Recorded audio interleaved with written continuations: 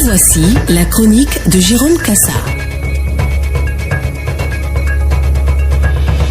Rien d'extraordinaire. Du sommet pourtant dit extraordinaire d'Accra, en passe de remporter la palme de la capitale des rencontres de convenance de la CEDEAO, confiné dans son triste titre de médecin après la mort, champion des ordonnances plates, sans substance curative. Une fois encore, la CEDEAO accourt au chevet de la Guinée et du Mali, ne voyant rien venir de sérieux de ces deux pays aux mains des hommes entrayés.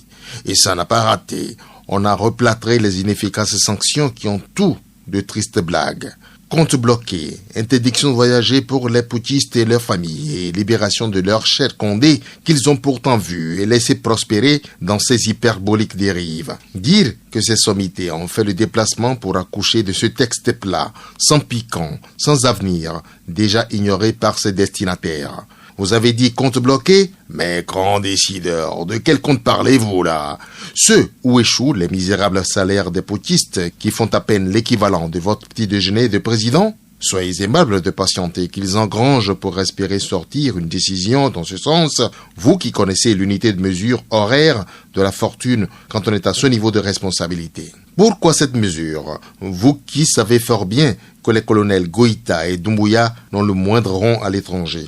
Doit-on y lire un aveu de nos chefs qu'un homme au sommet de l'État n'a rien d'un gueux et que c'est la fin des besoins pécuniaires, même après une petite heure dans la charge?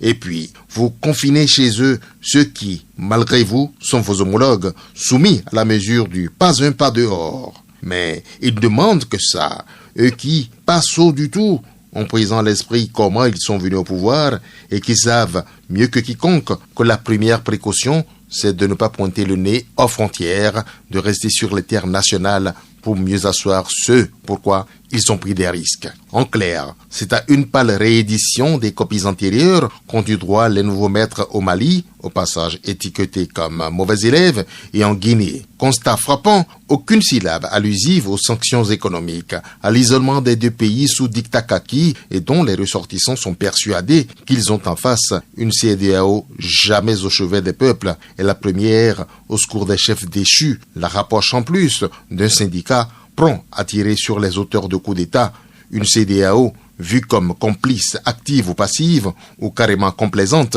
devant les fraudes électorales avérées, les troisièmes mandats fabriqués, les flagrants cas de corruption ou de mauvaise gouvernance, autant de sens interdits pourtant gravés dans les textes communautaires. Oui, cette rencontre d'Accra a été celle du déjà entendu, du surplace, des condamnations de principe, de l'impuissance institutionnelle. La CEDEAO intime même des agendas politiques appuyés d'un chronogramme détaillé des actions qui vont conduire aux élections devant marquer la sortie de scène des usurpateurs de pouvoir, alors que ceux-ci, à Bamako comme à Conakry, disent avoir leur rythme. Eux qui ne sont nullement ébranlés par les propos d'enfer et le chapelet de bonnes intentions de la CEDEAO. Comme s'ils redoutaient une déculottée corrosive de leur prestige, les chefs filent la patate chaude à Mohamed Ibn Chambas, affublé du pompeux titre d'envoyé spécial qui n'a aucune chance spéciale de réussir où ses augustes mandants ont échoué. Pauvre CEDEAO.